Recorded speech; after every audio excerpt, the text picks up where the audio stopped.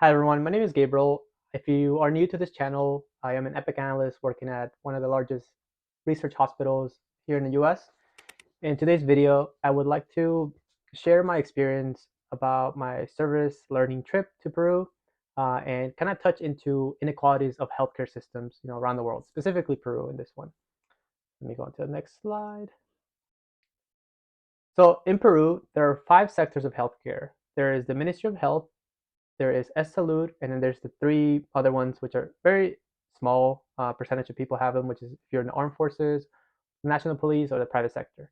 So 60% of Peruvians have free healthcare through the Ministry of Health, and 30% have S Salud, which is similar to what we have here in America, where people paying taxes, that money goes to healthcare through their work companies, so wherever they work. And another thing I want to throw in there is that 1 in 3 people live in the capital of Peru. So that is a lot of people living in one concentrated area of the country of Peru. Um, so there are non-governmental organizations, also known as NGOs, that help with poor communities in countries that are underdeveloped, like Peru. I was able to go to Peru through one of these NGOs called MedLife. So MedLife is so MED stands for Medicine, Education, and Development. So that is what MedLife focuses on. And this service learning trip was helping very poor communities living in dusty hills and like dusty dunes of Lima. Lima is like a desert.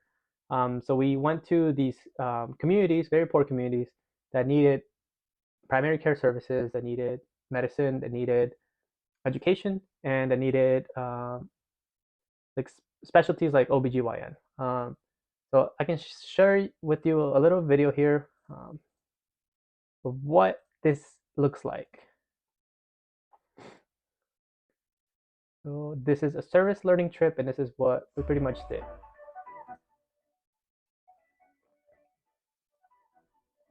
So you arrive, this is Lima, this is the actual airport there. They give you a safety briefing, how to use equipment, put on masks, and then they have the first day there's a reality tour where you go to the actual community and see what's going on. There's a person speaking throughout the experience. They're telling you, how these communities work, and then here just telling you, what specialties we do as mobile clinics. And there's also post clinic activity where we do a project like we can paint stairs, we can build stairs too, and yeah. So this is pretty much what as an SLT means, of what a service learning trip is. And then at the end, if you have extra money, you can pay extra to go to one of like a trip that's not related to that. So you can go to, for example, Machu Picchu if you are going to Cusco. So let's go back to the PowerPoint here. So that is what MedLife is. So we went to Lima, Peru, with MedLife in order to learn a little bit more about the healthcare system over there, and also get some experience one-on-one working with doctors. My wife is planning on becoming a doctor, so that one-on-one experience working with them was very valuable to her. I also have family in Lima. I am from Lima. I lived over there for about 10 years before I came here. So I know the struggle of the healthcare system in Lima. When I was younger, when I was a little kid, I suffered a lot with asthma, and I had to go back and forth, or sorry, in and out of hospitals when I couldn't breathe, when I had like asthma attacks. It was very bad because over there, even though you have free healthcare, you have to wait months or even hours to be seen, like for an emergency. For example, when I had asthma, right, I couldn't breathe and I was passing out pretty much. We had to wait hours to see a doctor or to get an oxygen tank so I can breathe. So what you do in those scenarios is you go to a private clinic and you have to pay out of pocket. So actual, money is not free, and they will see you right away. And you see that a lot in Peru in their healthcare. Like, yeah, there's free healthcare, but do you actually want to use it? It's honestly not that great at all. So yeah, so the other reason was that we wanted to understand other healthcare systems. Well, specifically me. This is what I'm focused on. I really like understanding how the healthcare system works. And here in the next slide, you can see a picture of me right here. I'm in the Nike hat. This is the doctor here, and there's students from other schools. So this person was from my school, but there are people from other schools that also come to these service learning trips. and they don't speak Spanish, so I was here translating what the doctor was saying. So this is a PCP, so it's a primary care doctor, and a lot of these patients have you know common issues like colds, things like that. But also there's some special issues that happen only in these communities, which are gastritis. Something that I learned there was that some of these people work long shifts driving cars, picking up passengers, and they have no time to eat, and they tend to develop gastritis because they're not eating the whole day. So this period of not eating causes like acid reflux, and then it can get worse and worse over time. So a couple of these patients had that, and also common things like sexually transmitted diseases. A lot of these people come from rural areas of Peru where there is not a great infrastructure of education. So these people don't really know much of how medicine works. All they're taught in their life is to use herbal medicine, like natural medicine. So a lot of these people come with that mindset of that's what worked in their old communities, very rural communities, like where they're farming, that kind of community. And when they come to the city, they bring those beliefs with them, and it's kind of hard to change those beliefs to make someone understand medicine, right? Um, it's and I feel like that's the biggest problem in like those communities is the lack of education. I will touch a little bit more about the education part of it later. But here on the right hand side, you can see a dentist right here. That's me working with him. I am helping him extract teeth, to take out teeth that are no longer useful. Oh, and also help with cavities. Patients have cavities. We remove the cavity plaque, and then we would put the paste. I forget the name, and seal it up. Right. So your normal dentistry things that you do. So this guy actually, I had a good talk with him. He's from a rural part of Peru also. He's from like the jungle area of Peru. He drove about 16 hours that morning before he was here just to come here and work and help these people out. So I salute him for doing that. That's a long drive. But a lot of these people do care. They want to help the community. And I believe they like how the infrastructure works of this NGO is that they hired these people, and then those people then give recommendations to other friends or people that also want to help, and that's how they build a community, right? A community of doctors, dentists, OBGYN doctors, and yeah. So there are multiple SLTs every year, maybe like 5 to 6 SLTs, and it's not only Peru. There's also one in Tanzania. There's one in Ecuador, and the goal for this NGO is to find more community leaders, because in order to make this happen, there has to be a community leader that is that would speak on the behalf of the community. So there needs to be a close relationship between that individual and the organization. Without that communication, then it's kind of hard to set up these programs for these communities. And building trust. That these communities also have to trust us that like the money we pay for the service learning trip, the SLT, goes to the communities themselves, right? Because like there is a lot of corruption in Peru, and that is something that I will talk about in the future slide. So a couple of things that we learned here. The root cause problem is government corruption, and that's what I was trying to instill into you guys, is that Peru has a big inequality between rich people and poor people. And then I can show you the gap. I have a YouTube video here that I wanted to show you guys. So this is Miraflores. So this is one of the rich areas in Peru, specifically Lima. So what I'm talking about here is Lima, which is the capital of Peru. Bustling markets. Look how like nice this looks. It looks like you're in America. Like it's so nice and clean. Lots of tall buildings. And these are the hills that we will visit. The one you just saw. And that's how it looks like. Some of those places don't even have roads to go up. So there's also a challenge with getting water up to the hills up there.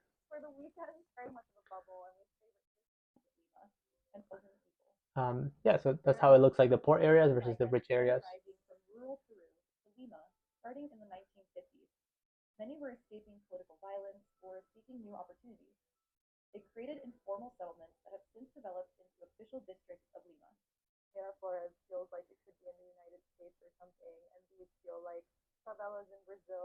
and they're sprawling.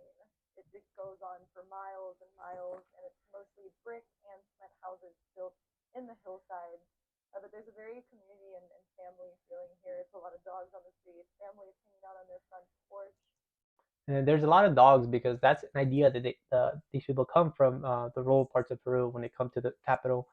Uh, is that they protect their homes. There are a lot of like the dogs that they have. They're not like pets. They are guard dogs. People, they're dogs that whenever they have to work the whole day, there's a dog in the house protecting the house. Making sure no one's stealing anything from the house. So these dogs are very useful, and you will see that a lot when you go to these poor areas, the hills. That there are lots of dogs just roaming around. Different world compared to the tree-lined streets of Lima's more affluent neighborhoods. And neighborhoods like these are where 20 to 30% of Lima's population lives. Did you hear that? 20 to 30% of the population lives like this in Lima. So this is the inequality that I'm talking about. Like that's such a big, like large number of people living like this. Um, yeah, and there's no roads. And look at this. Look how nice this looks. Highly visible gap between the rich and the poor in Peru. Around 6.9 million Peruvians live below the poverty line. According to one report, the richest 20% rake in nearly half of the country's wealth, while the poorest. Did you hear that? The richest 20%, like half of all the money in Peru, all of it. Peru is a very, very wealthy country in terms of natural resources, and all that it just goes to 20% of the population of this whole country. That's insane. 20% earn less than 5%. Got to experience this divide up close and personally just a few minutes after leaving the fancy town. All right, so that was a video, and I can link this in the on the description if you want to watch the whole video. It's a pretty interesting video. So another thing that we learned is that there's no time or money to travel to the nearest clinic, and that's the reason why the mobile clinics are useful, because these people don't like they make dollars or pennies. The reason why is because these people don't make money. They don't make money at all. Like they probably make like $1 or two a day. That's all they make. So if they don't make that a day, they might starve. So these people don't want to miss work. Though. These people usually work as people selling things in the streets. Wait, yeah, I don't know how that happened. Okay, these people work, doing very hard jobs. Honestly, ones that like you have to work the whole day. That there is no protection for them that in case like they're getting overworked, since there's no formal documentation or paper, saying like, okay, this person works for me. It's just word of mouth. It's like, okay, you need a job, you can clean my store, like things like that. Like there's no formal writing on there, and if they do ask for it, then they don't want you. They're gonna just ask the next person because like there is so much people looking for jobs that the next person will be like, okay, fine, you don't want to do that for me, I'll still work for you because they need money. They're hungry. Kids are hungry. Um, the water right here, you see kids carrying water up to their houses. There are big buses that come sometimes with lots of water, and it just comes to one destination, and then from there, people have to bring their water up to their own homes, right? Because the trucks can't go further up. It's very expensive. The water, it costs. I think they said it was 2 or 3 times more expensive than like water at like the rich areas, which is makes no sense, right? Um, Another issue is lack of schools in those poor communities. Oftentimes, the government doesn't invest a lot of money into these communities, so they just let people privatize education, and that education might not be the greatest education, right? Because anyone can have their education business over there. It's pretty easy to open one up. Um, but when you're like, let's say you go through that education, the private education, and it's just like a house here. Let's say this White House here is a school, and they teach you your whole life, right, from first grade to 12th grade. You did not get the same caliber of schooling as you would have had in another school that is funded by the government, right? Because they have regulations on, you can only pass the student if they pass this test or this test, similar to what we have here, right? Um, and so these like schools, these private schools, they're not there's not lots of regulation on them, and I feel like that's also on purpose by the government because they don't care. Honestly, they don't care if this kid goes to school or not. You know what I mean? Like these hills are like hitting away like further out. Like you don't see these kids in their like rich communities. So why would they care? And if these people do get the education, then things would change. And why would they want that, right? They have majority of the wealth in Peru, and why would they want to share that? Like I feel like a lot of them are just kind of like have a broken soul or outlook of life where they think money is limited. And I think that's the first change we got to do is we have to stop thinking that there's a limit in how much money there is. Like there's enough money for everyone. And that's one of the reasons why I make these videos. I feel like people think like if you help others, then they might take jobs away from you, but I don't feel that way. I feel like if I help others find jobs similar to what I do, then they can get um, they can rise up, right? Like we can all rise up as people. And who knows, maybe in 10 years that person that you helped out becomes a director somewhere, right? And then what? And then you might need a job. Then you can, like, you have that connection already, right? And he would help you because you helped him first. And that's how it should work, I feel like, right? I feel like if you give something good, you should get good in return. And oftentimes that happens. But um, yeah, I digress. So lack of schools is a very big issue in these communities as well. So what's next? So hopefully we get to do another of these trips to Cusco, Peru, which is a rural area in Peru.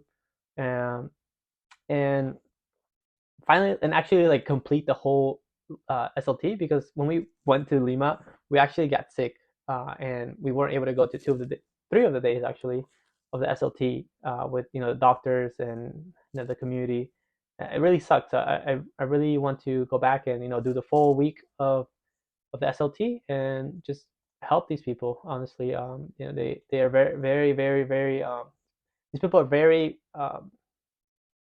appreciative of the help whenever you come here. Like they're laughing, they're just happy to see you. um I like I mentioned, I came from a community similar to this. My parents were from rural areas of Peru, and they had to travel to the capital, and it was hard, right? It's so hard to get to find jobs, to progress, like with no education. So I feel their struggles. And if you want to join one of these SLTs, I will share a link below, and then you can read the website, and how much the cost to go there, because there is a cost there, right? So the money that you spend to go there is the money used to pay these doctors, to pay these dentists, to pay for medicine, right? Because it's not free, and also for someone to take you through these um, experiences, right? The reality tour with someone's leader, has the knowledge of what's going on in the communities, and they'll explain everything to you. Yeah, so I hope this was informational. This is the reason why I haven't posted this month. I went on this trip, and I just needed a month off. So I'm finally done with school. I plan on making a video on my health informatics master's degree, like a little summary of how that was, and maybe it could help you decide on whether to go get your master's degree in health informatics or not. Yeah, I appreciate you guys for watching this video. I know it's very long, and little rant there that I had to do. But yeah, thank you guys for watching. Leave a comment if you have any questions on the SLT, if you want to join. Usually these SLTs are done through like school. So if you're currently going to school, you can check your clubs, to see if you can check your school club list to see if they have MetLife on there, and you can go through them to sign up and stuff. But yeah, thank you guys, and I'll see you guys in the next video.